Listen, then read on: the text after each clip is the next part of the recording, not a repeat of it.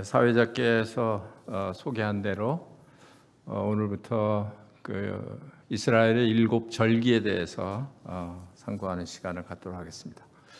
오늘은 그 7 절기에 대한 개관, 대강 그런 의미를 잠깐 생각을 해보는 시간을 갖겠고, 이제 다음 주부터는 이제 다른 형제님들께서 더 깊이 있게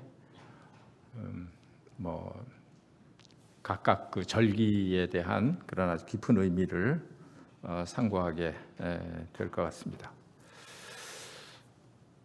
혹시 그 여러분들은 우리나라 절기에 대해서 아시나요? 국경일이 몇 개가 있는지, 어떤 절기인지 아시겠습니까?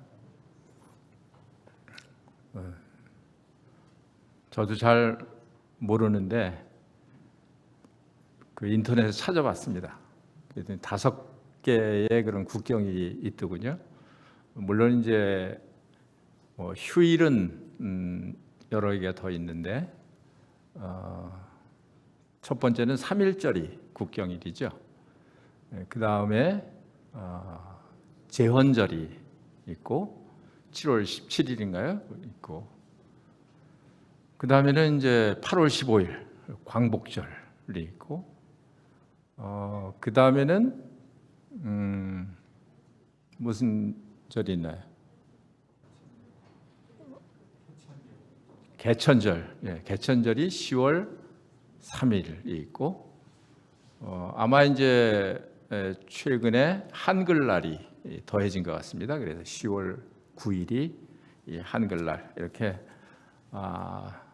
5개의 국경일이 있는 것으로 알고 있습니다. 우리나라의 그런 그 어떤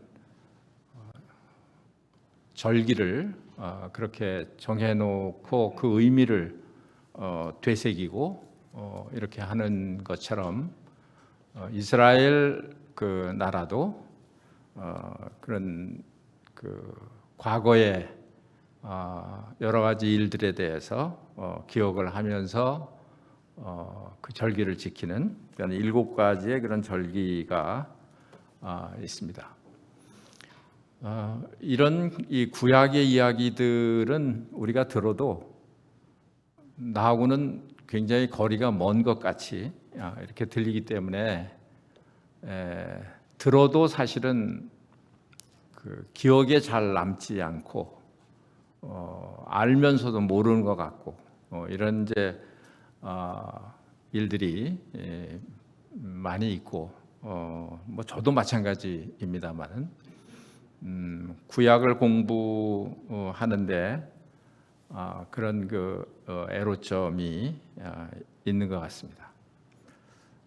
가장 그 이해하기 쉽게 전체적인 그 7 절기를 오늘 좀 이렇게 그냥 대강 훑어보는 이런 시간을 갖도록 하겠습니다.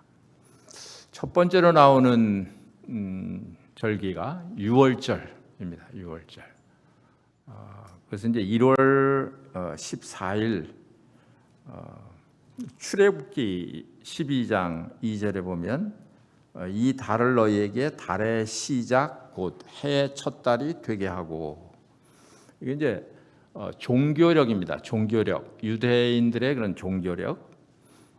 근데 원래는 그 민간력이 또 있습니다. 유대인들에게 민간력으로는 7월 달입니다. 태양력으로는 3, 4월이고, 벌써 이제 이렇게 얘기하니까 복잡하시죠. 이해하기가 어려워지는 그런 느낌이 드실 텐데, 지금부터는 그냥 종교 그 달력으로 그렇게 이제 말씀을 좀 드리도록 하겠습니다. 원래는 7월 달이에요. 그 우리나라도 음력이 있지 않습니까? 음력. 아마 그런 그 의미로 기억을 하시면 좋을 것 같은데, 원래는 민간력이 7월인데 이런 특별한 그런 의미를 더해서 그 7월 달을 해의 첫 달이 되게 하라. 그러니까 이 달이 1월 달로 만드는 것이죠. 그러니까 6월절은 애굽에서 이렇게 탈출을 해서 나올 때에 그 양이 희생이 되고 피가 발려서 그런 죽음에서 구원 얻은 그런 것을 기념하기 위한 그런 것인데, 유대인들에게 있어서는 이제는 그 애굽에서의 그런 생활은 지나간 것이고 셈하지 않는다, 이런 의미도 있는 것 같습니다. 그래서 이제 구원을 받은 이후로 이제 해 첫 달이 시작이 되도록 그렇게 하나님께서 말씀하시고 정하신 것 같습니다. 그 다음에 이제 두 번째로 나오는 절기가 무교절입니다. 무교절은 글자 그대로 누룩이 없는 그런 떡을 먹는 그런 기간인데, 그것은 6월절은 1월 14일 저녁만 6월절이죠. 그리고 그 이튿날 15일부터, 물론 이제 무교병을 먹는 것은 6월절부터 무교병을 먹습니다. 그러니까 무교절이 7일을 지내게 되는데 6월절서부터 누룩 없는 떡을 먹기 시작을 해서 7일 동안 8일이 되겠죠. 그렇게 누룩 없는 떡을 먹는 그런 절기가 무교절입니다. 그러니까 1월 15일부터 21일까지 이렇게 7일 동안을 무교절을 지키라, 이렇게 말씀을 하셨습니다. 그 다음에 나오는 절기가 이제 초실절입니다. 초실절. 처음 익은 그 열매, 처음 수확한 그런 곡식, 단을 의미하는데, 그 초실절은 언제냐 하면 무교절 중간에 있습니다. 무교절 중간에, 무교절이 15일부터 21일까지인데 그 중간에 안식일 그 이튿날, 그러니까 오늘로 말하면 주일이 되겠죠. 일요일이 되겠습니다. 그러니까 안식일 그 다음 날이 이제 초실절입니다. 이 초실절은 보리를 수확한 그 수확을 이제 앞에 두고 미리 그 아주 작은 그런 단을 먼저 하나님께 드리는 그런 절기가 초실절입니다. 뭐 나중에 좀 더 자세하게 설명을 드리겠습니다만은, 초실절은 예수님의 부활을 의미하고 있습니다. 그 다음에 나오는 그 절기가 오순절입니다. 오순절, 77절이라고도 하는데, 이 날짜 계산은 어떻게 하냐면, 초실절이, 예를 들어서 초실절은 이제 해마다 날짜가 틀리겠죠. 그러니까 안식일이 언제 있느냐에 따라서 그 날짜가 틀릴 텐데, 예를 들면 이제 15일부터 21일까지가 무교절이고, 예를 들어서 17일이 초실절이었다. 그러면 17일부터 50일을 계산을 해가지고 50일째 되는 날을 오순절이라고 합니다. 오순절. 오순이라는 말이 다섯 오, 순은 열을 가르치는 거고 열순자고, 우리나라 말로도 50이 되는, 그러니까 초실절, 무교절 중간에 있는 초실절에서부터 50일째 되는 그런 날이 오순절입니다. 그래서 그걸 77절이라고도 해요. 왜냐하면 7일이, 일주일 7일이 7번 지나가고 그 다음에 하루를 거기 더해서 이제 50일째 되는 날을 오순절이라고 합니다. 그날도 이제 그 추수한 그런 곡식들 주로 밀입니다. 그러니까 처음에 초실절, 뭐 유월절, 무교절은 이제 다 같은 1월 달이니까 그때 추수하는 것은 이제 보리 추수고, 그다음에 오순절에 추수하는 것은 주로 밀입니다. 밀, 보리도 추수를 하지만 밀을 추수를 합니다. 그리고 이제 추수가 3번 있습니다. 이스라엘이 3번 있는데 마지막에 이제 초막절에 또 추수를 하는데 이렇게 3번 추수를 하게 돼서 7절기가 있는데 중요한 절기 3절기를 이야기하라 그러면 유월절하고 오순절하고 초막절 이렇게 3절기를 이야기하기도 합니다. 네, 그래서 이제 오순절은 언제부터라고요? 오순절은 초실절이 시작되면서부터 50일째 되는 그런 날을 오순절이라고 한다. 그래서 이 오순절에 이스라엘 백성들이 율법을 받은 날이에요. 시내산에서 율법을 받은 날이 오순절입니다. 그리고 신약 시대에 와서는 오순절 때 성령이 강림하신 날이 오순절이에요. 그러니까 이 7절기는 이렇게 살펴보면 볼수록 굉장히 그 재미있기도 하고 신기하기도 하고 이런 것이 이게 하나님의 타임 테이블이에요. 하나님의 타임 테이블. 그래서 정확하게 유월절, 무교절 이렇게 순서에 따라서 하나님의 그런 인간을 향한 구원 계획 그런 것들이 이렇게 파노라마처럼 이렇게 쭉 연결이 되어 있기 때문에 우리하고도 밀접한 그런 관계를 가지고 있고, 또 우리가 이 성경을 이렇게 연구를 해도 아주 흥미로운 그런 그 주제가 아닐 수 없습니다. 그리고 이제 오순절이 지난 다음에 기간을 좀 뚝 건너뛰어요. 많이 건너뛰어요. 오순절이 몇 월 달인지는 그 계산을 해야 이제 나오는 것이겠습니다만 정해지는 게 아니고, 그래서 초실절서부터 50일째 되는 날이 오순절 지나고, 그 다음에 이제 뚝 건너뛰어서 나팔절이 나오는데 그 나팔절은 7월 달입니다. 7월 1일.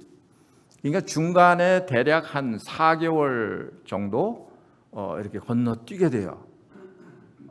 여러분들 생각나는 거 없으신가요? 이렇게 말씀드리면 오순절과 나팔절 사이가 이렇게 긴 이 기간이 흐른 다음에 그 다음에 7월 1일 나팔절을 하나님 말씀을 하셨는데, 그 중간의 기간은 무엇을 의미하는 것일까요? 오순절이 있은 다음에 그 다음에 나팔절이 오는 거잖아요. 이건 교회 시대를 의미하는 거죠. 교회 시대. 지금 현재 우리가 살고 있는 이 교회 시대. 그래서 이 교회 시대는 이렇게 길게 이렇게 공간이 있습니다. 그래서 주님이 언제 오실지 모르지만, 나팔절 그러면 이제 나팔을 불어서 주님이 재림하신다 하는 걸 우리가 이제 이렇게 상징적으로 생각을 하게 되는데, 언제 오실지 모르지만 그러나 천년이 하루같이 하루가 천년같이 이렇게 회개할 사람들 기다리고 있는 그런 시대가 지금 있는 그런 이제 교회 시대를 의미해주고 있습니다. 그래서 이 나팔절은 이제 그 글자 그대로 나팔을 부는 그런 일을 이렇게 기념하는 그런 날로 나팔절이 그 나팔절을 하나님 말씀을 하셨습니다. 그 다음에 이제 나팔절 이따 이제 좀 자세히 더 설명을 드릴 텐데 나팔절이 지난 다음에 속죄일이 나와요. 속죄일. 그러니까 요것은 다분히 그 이스라엘과 관계가 있습니다. 이스라엘과 관계가 있어요. 이 지금 말씀드리는 이 나팔절이나 또 속죄일이나 마지막에 나오는 초막절이나 왜 여긴 교회가 나오지 않을까요? 교회는 이미 없어요, 지상에. 벌써 나팔절, 나팔이 울리는 건 언젠가요? 예수님이 공중에 강림하실 때 나팔 소리와 함께 임하신다고 말씀하셨잖아요. 그때 이미 교회는 휴거돼서 올라가죠. 그리고 나팔을 부는 때가 7년 대환란이 끝난 다음에 지상재림하실 때 그때도 나팔 소리와 함께 주님께서 지상재림을 하시게 되죠. 이게 그때 이스라엘 백성들을 모으는 그런 나팔이에요. 그런 의미가 있습니다. 구약 시대 때도 이 나팔을 불 때는 모집을 하거나 해산을 하거나 뭐 전쟁을 하거나 뭐 여러 가지 그런 의미로 나팔을 불었는데 그런 것을 기념하기 위해서 7월 1일 날 나팔절을 지키라 이렇게 말씀을 하신 거고요. 그 다음에 7월 10일 날이 속죄일입니다. 속죄일. 그러니까 이스라엘 사람들이 아직도 구약에 예언한 그런 메시아를 기다리고 있고 예수 그리스도를 맞아들일 그런 준비가 안 돼 있는 거예요. 여전히 옛날에 그 믿고 있던 생각하고 있던 그런 생각을 그냥 가지고 있기 때문에 물론 이제 그 중에 일부는 이제 돌아와서 교회에 더해지기도 하고 이랬겠습니다만은 대부분의 유대인들은 그렇지 못한 그런 상태에 있었기 때문에 이 속죄일 일에 민족적으로 이스라엘이 회개하게 되죠. 그래서 이스라엘이 완전히 다 민족적으로 회개해서 과거에 자기들이 불순종하고 또 초림하신 예수 그리스도를 십자가에 못 박아 죽이고 이런 죄에 대해서 완전히 다 회개를 해서 회개를 하니까 하나님하고의 그런 관계가 회복이 되겠죠. 그게 이제 속죄일이에요. 그러니까 이것은 이스라엘 백성들을 회복시키기 위한 그런 속죄일입니다. 그 다음에 이제 초막절은 마지막으로 하나님과 관계가 회복이 되고 이런 그 이스라엘 백성들이 또 마지막 뭐 포도라든지 이런 것을 수확하는 그런 수확철이기도 하고 그러니까 이제 이 초막절은 굉장히 풍성한 그런 절기예요. 그래서 초막절 그 자체는 광야에서 생활할 때 초막에서 살았잖아요. 이스라엘 사람들이. 뭐 우리가 생각할 때 어떤 그림이나 이런데 이스라엘 백성들이 광야에서 텐트를 다 치고 있는 그런 광경을 우리가 봤기 때문에 그런 텐트가 있었나라고 생각하기 쉽습니다만 실제로는 그렇지 않았습니다. 그렇지 않았던 것 같아요. 그냥 종려나무나 이런 뭐 버드나무나 이런 나무를 찍어다가 나무를 베어다가 그냥 임시 그런 막사를 만들어 놓은 거예요. 들어누워서 보면 그냥 하늘이 다 보이고 햇볕이 쬐면 그냥 해가 막 내려 쬐이는 그런 집이죠. 그런 아주 열악한 그런 환경에서 이스라엘 백성들이 40년 동안 광야 생활을 한 거예요.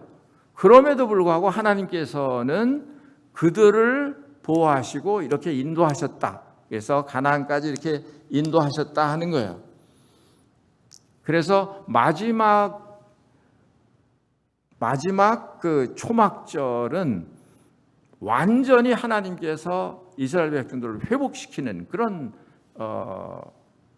그 장면이죠.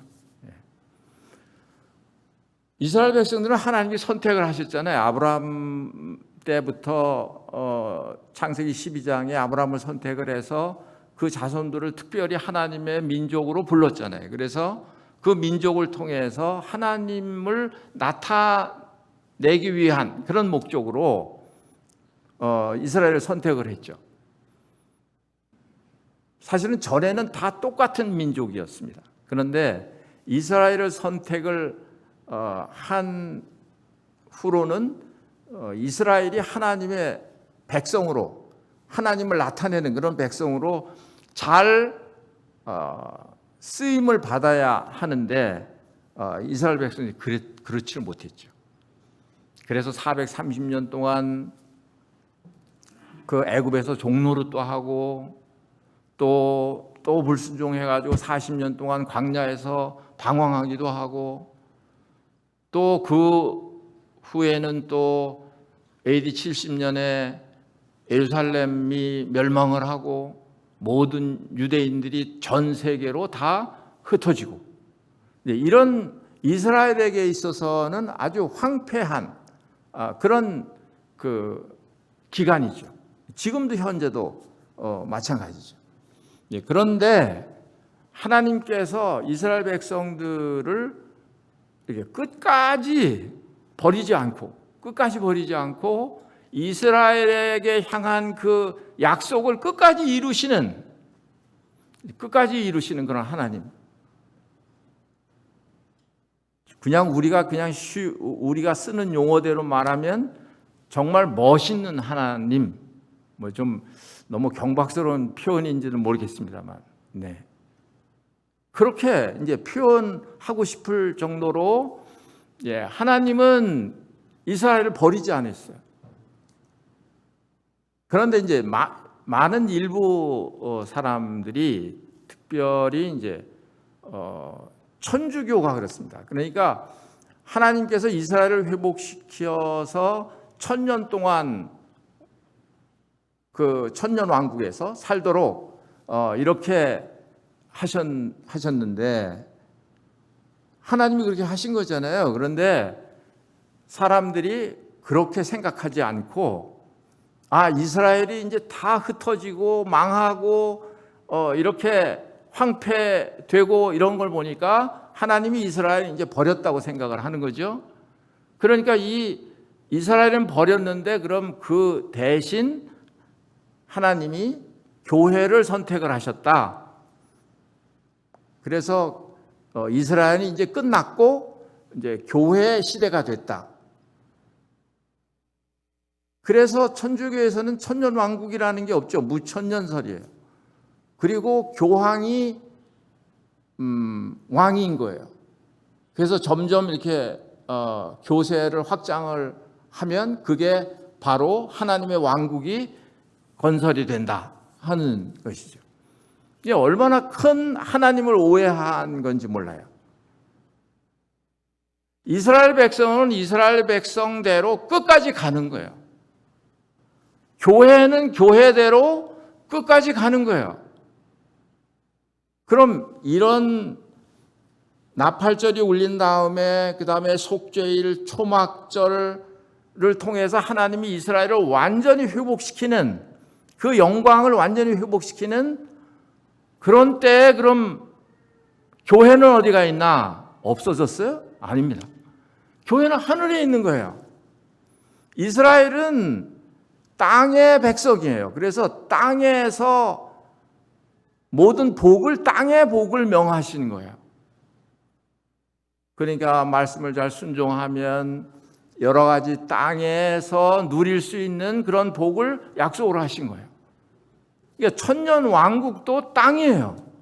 물론 하나님께서 만물을 새롭게 하셔서 아주 살기 좋은, 거기는 악한 짐승이 없고 가나안 족속이, 이스라엘을 괴롭히던 그런 가나안 족속이 없는 그런 아주 아름다운 그런 땅이고, 또 이스라엘이 완전히 회복을 해서 예루살렘에 가서 하나님께 마음대로 제사들을 드릴 수 있고,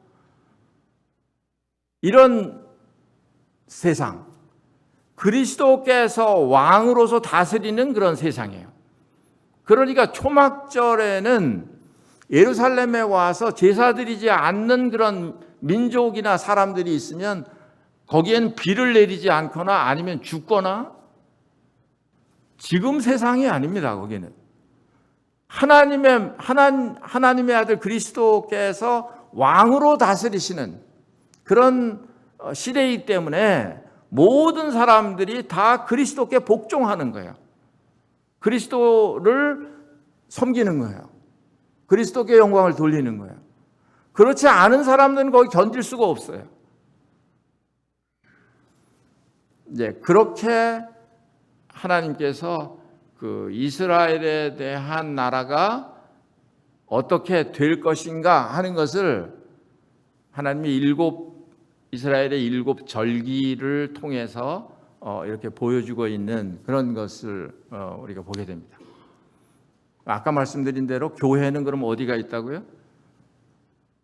예, 환난 전에 나팔소리와 함께 예수님께서 공중에 강림하셔서 죽은 자들이 먼저 일어나고 살아있는 사람들이 변화돼서 휴거돼서 올라간다. 그러니까 교회는 하늘에 있는 거죠.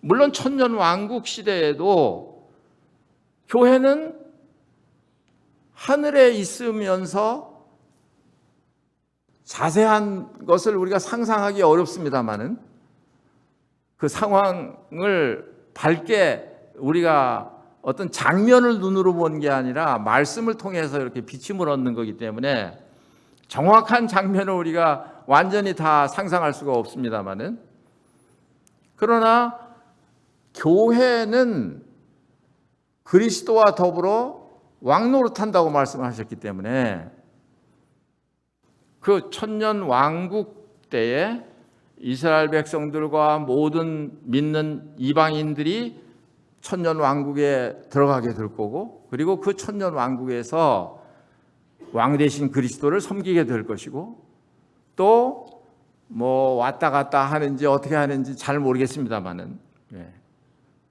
여하튼 교회는 신분이 달라요.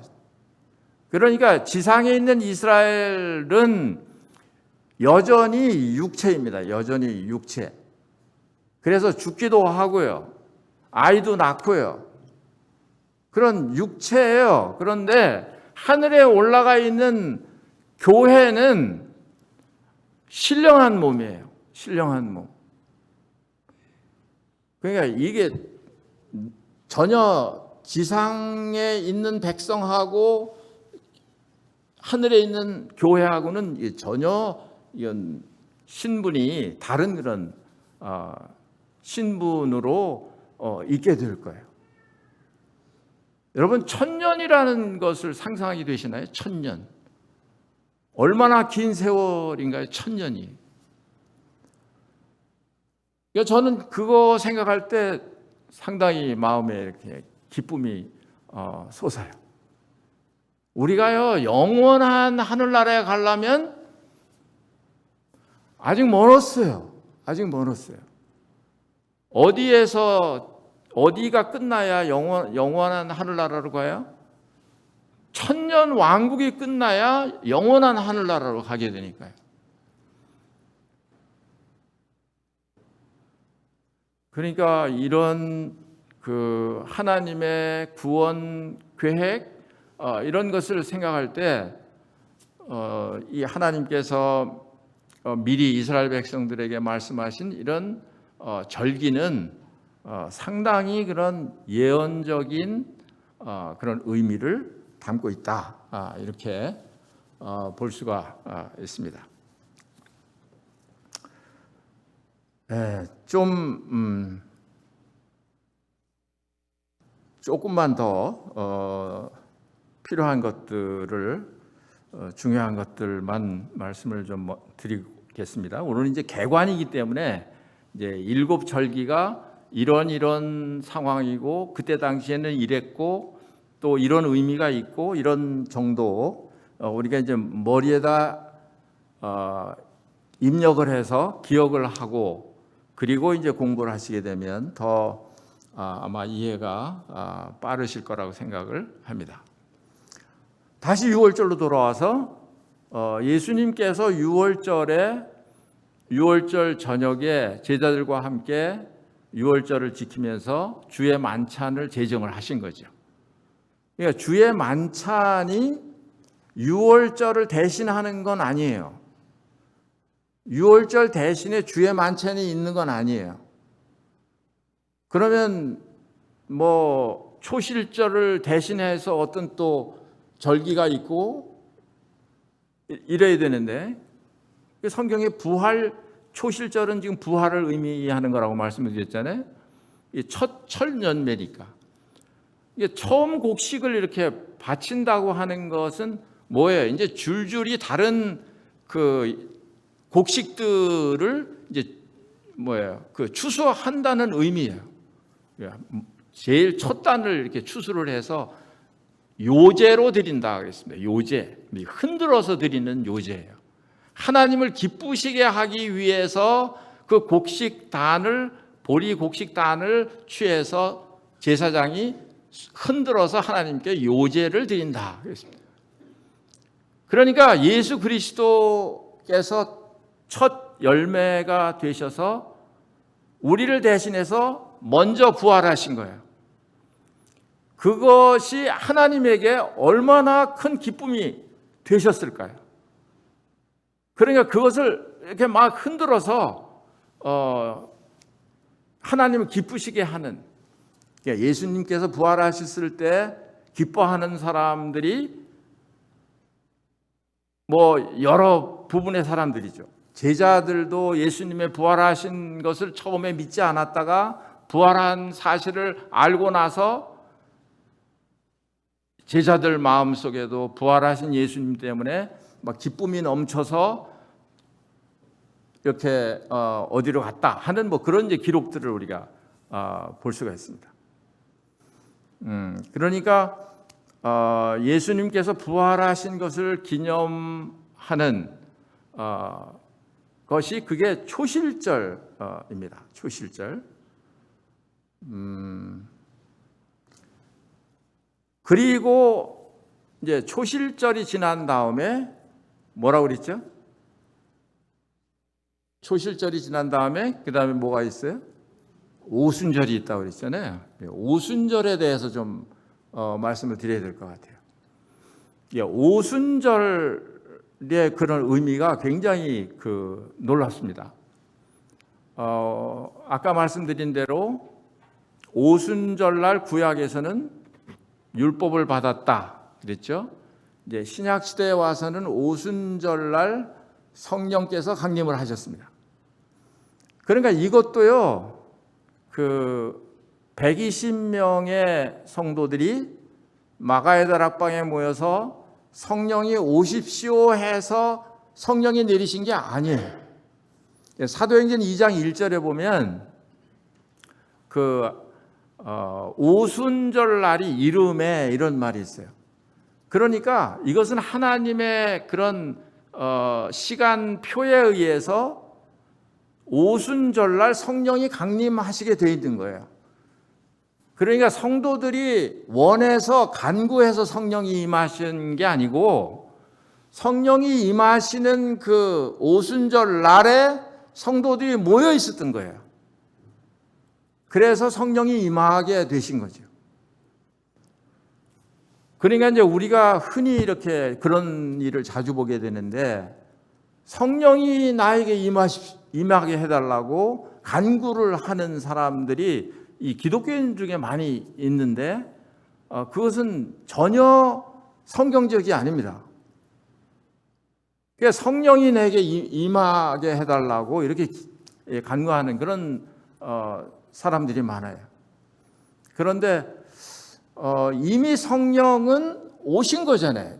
이 오순절날 강림을 하신 거예요. 그럼 어떤 사람에게 성령이 임하게 되느냐? 막 기도해서 얻는 게 아니라 뭐예요? 예수 그리스도를 믿는 사람들에게 성령이 들어오시죠. 성령이 내주하시게 되는 거예요. 그래서 그 사람들이 무엇을 이루느냐 하면 성령을 받은 사람들이 교회를 이루게 되는 거죠. 그러니까 오순절날 성령이 강림하시면서 교회가 탄생을 하게 된 거예요. 무엇 때문에요?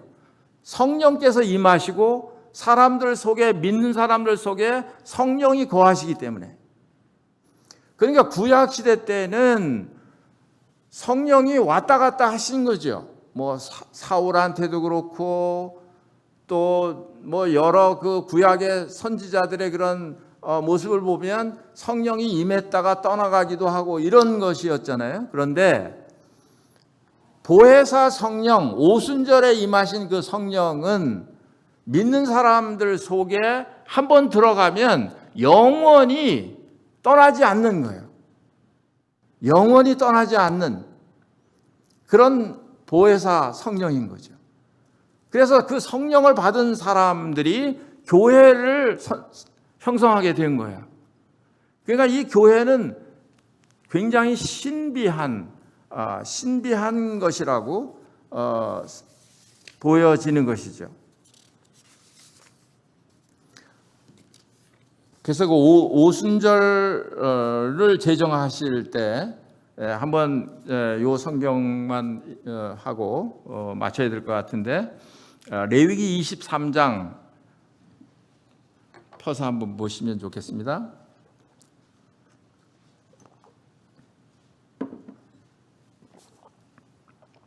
레위기 23장 15절 말씀해 보면, 다셨습니까? 레위기 23장 15절, 안식일 이튿날 곧 너희가 요제로 곡식단을 가져온 날부터 세워서 7 안식일의 수요를 채우고, 그러니까 7 안식일을 수요를 채우니까 뭐예요? 7, 7, 49일이 되는 거고, 그 다음에 16절에 보면 7 안식일 이튿날까지 합하여 계수하여 새 소제를 여호와께 드리되 그랬습니다. 새 소제를 드린다 하는 이 새 소제가 뭔가? 뭐라고 생각하십니까? 새 소제. 새로운 거예요. 이제 새로운 것이 탄생한 거예요. 이게 교회인 거예요. 새 소제로 드리는 거예요. 그 다음에 17절에 보면 너희의 처소에서 10분의 2 에바로 만든 떡 2개를 가져다가 흔들지니 이는 고운 가루에 누룩을 넣어서 구운 것이요 이는 첫 요제로 여호와께 드리는 것이며 그랬습니다. 떡 2개를 가져다가 흔들어서 드린다. 이건 무슨 의미일까요? 왜 떡을 2개를 선택을 했을까요? 이것도 교회입니다. 교회. 근데 왜 떡 2개인가요? 전에는 교회가 언제 탄생했다고요? 오순절날 탄생을 했습니다. 예수님께서 마태복음 16장에 내가 내 교회를 세우리니 말씀을 하신 거죠. 그러니까 예수님 당시에는 교회가 없으셨던 거예요. 그러니까 부활하신 다음에 이 지상에 예수님이 40일 동안을 계셨잖아요. 그리고 승천하셨죠. 그리고 열흘 후에 오순절날 성령이 강림하시게 된 거죠. 그래서 그 전에는 사실은 그 믿는 사람들이 유대인밖에 없었던 거예요. 그런데 이제 고넬료를 시작으로 해서 이방인들이 들어오기 시작을 한 거죠. 그래서 이 교회는 두 떡이에요. 두 떡. 한 떡은 이스라엘 중에서 구원받은 사람. 또 요 다른 한 떡은 이방인 중에서 구원받은 사람. 그러니까 이 교회는 처음에는 유대인들이 대부분의 유대인들로 형성이 돼 있었겠지만 유대인들은 상상을 못한 거예요. 이방인들이 이렇게 믿어서 교회 안에 들어온다는 것을 기대를 안 하고 상상을 못했던 거죠. 그런데 이방인들이 들어와서 나중에는 이방인들이 더 유대인들보다도 이방인들이 더 많은 사람들이 구원을 받게 되고 교회에 이렇게 일원으로서 형성이 된 것이죠. 그러니까 교회는 과거에 없었던 그런 하나님의 교회가 성령에 의해서 이렇게 탄생을 하게 된 겁니다. 그게 뭐 이렇게 해석을 해도 될런지는 모르겠습니다만은 그냥 여기 보니까 이는 고운 가루에 누룩을 넣어서 구운 것이요 그렇게 말했는데 이것은 이제 특별히 어떤 이 신약 시대하고 대입을 시키자면 저는 성령님이라고 대입을 시키고 싶어요. 왜냐하면 성령님께서 유대인 중에서 구원 얻은 사람, 이방인 중에서 구원 얻은 사람을 하나로 만드셨기 때문에 그렇죠. 또 우리가 공부했듯이 에베소 2장에도 그런 말씀이 나와 있잖아요. 법조문으로 된 계명의 율법을 폐하셨으니 이방인과 유대인의 그 막힌 그런 담이 사실은 법조문 계명이었는데, 그런데 예수님께서 십자가에 죽으셔서 그 이방인과 유대인 사이에 막힌 담을 허셨다 그랬습니다. 그리고 한 새 사람을 지어서 화평하게 하셨다 그랬어요. 그러니까 유대인 중에서 성령을 받은 사람, 또 이방인 중에서 성령을 받은 사람, 이런 사람이 이제 새 사람으로 탄생을 하게 된 것입니다. 그래서 한 몸으로 이렇게 하나님의 몸인 그런 교회를 형성하게 그렇게 된 것이죠. 그러니까 이게 이제 비밀이에요. 이건 비밀이에요. 하나님의 교회가 탄생한 것은 이것은 유대인들에게는 감춰져 있던 그런 비밀이나 마찬가지예요. 여러분과 제가 이런 이 교회 안에 이렇게 하나님의 계획에 따라서 이렇게 교회 안에 들어와서 있다고 하는 것은 이것은 얼마나 영광스러운 그런 일인지 모르겠습니다. 그러니까 우리는 하늘에 속한 사람들이에요. 그래서 에베소에 보면 우리에게 모든 신령한 복을 주셨다라고 말씀을 하신 거죠. 우리에게 이스라엘 백성들처럼 어떤 육신의 복을 그렇게 약속을 하신 건 아니에요. 그럼 믿는 사람들은 다 건강해야 되고 믿는 사람들은 다 잘 살아야 되고, 이 지상에서 그렇지 않잖아요. 그러니까 하나님께서 그런 것을 약속을 하신 게 아닙니다. 어떤 사람은 뭐 이럴 수도 있고 저럴 수도 있고요. 그러나 하나님의 교회에는 이 하늘에 있는 하나님의 백성, 하늘에 속한 이런 그 교회는 하나님께서 신령한 복을 약속을 하신 거예요. 이 지상에 있는 복보다 더 좋은 그런 신령한 복, 그걸 약속하신 거예요. 여러분과 제가 그런 복 안에 들어있는 거예요. 그렇다고 해서 하나님께서 이 세상에 어떤 삶을 그냥 우리들에게 그냥 이렇게 팽개치시는 그런 하나님은 아니신 거죠.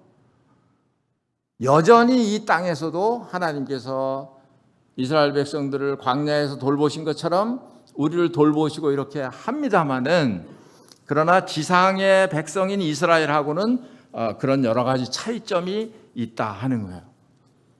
그러니까 이스라엘은 원래 하나님께서 선택한 그런 민족이지만, 그러나 교회는 그렇지 않지 않습니까? 그런데 여러분과 제가 선택을 받아서 하나님의 이런 구원 계획에 이렇게 속해 있다 하는 것은 우리가 이런 절기를 통해서 이스라엘 백성들이 하나님께서 하신 일을 기억하고 감사하고 하나님께 영광을 돌리고 이렇게 하는 것 그 이상으로 우리는 더 신령한 더 큰 복을 우리는 받은 사람들이기 때문에 이스라엘 백성들이 절기를 지키고 이렇게 하는 것보다 우리는 더 그렇게 해야 된다. 그래서 우리에게 주어진 이 주의 만찬, 이 주의 만찬은 뭐 성경에 부활절도 없고 무슨 초실절도 없고 초막절도 없고 그런 걸 말씀하시지 않지 않았습니까? 하나님께서 말씀하신 그런 예식은 딱 한 가지예요. 주의 만찬이에요.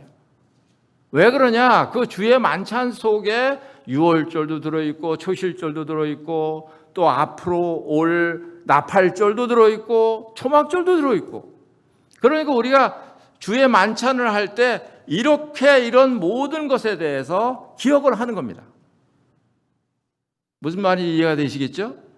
뭐 침례는 그건 이제 그건 의식이고, 하나님께서 우리에게 말씀하신 그런 기억하라고 하는 거는 주의 만찬 한 가지밖에 없어요.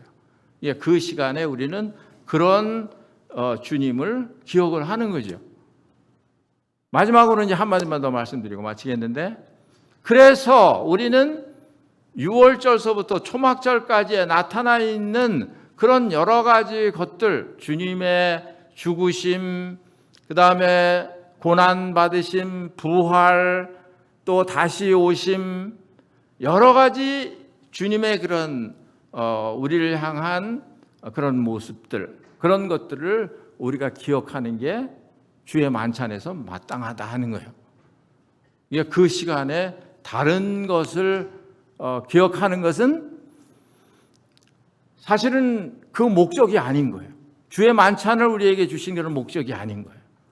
잡히시던 밤에 떡을 가지사 축사하시고 이것은 너희를 위해서 주는 내 몸이라고 말씀을 하셨고, 또 잔을 주시면서 이것은 너희를 위해서 흘리는 언약의 피, 나의 피, 곧 언약의 피라고 말씀하셨어요. 그러니까 그런 예수님께서 하신 중요한 그런 일들에 대해서 기억하게 하기 위해서 우리에게 만찬을 주셨다. 그래서 이 만찬을 통해서 우리가 주님 앞에 더 기억하고 영광을 돌리고 기쁨을 드리고 이렇게 하는 교회가 되야겠다 하는 것입니다. 더 자세한 것은 이제 다음 시간서부터 우리 형제님들께서 더 상세하게 말씀을 해 주실 것입니다. 기도하겠습니다.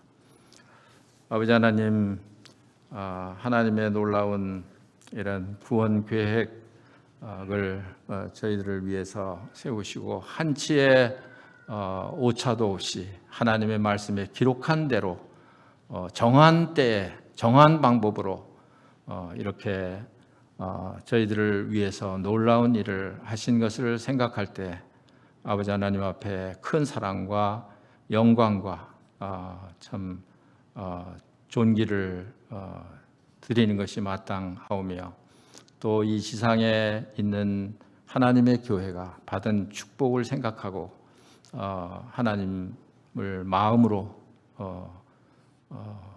마음을 다해서 이렇게 섬기는 저희들이 될 수 있게 해 주시기를 기도합니다. 주 예수 그리스도의 이름으로 기도합니다. 아멘.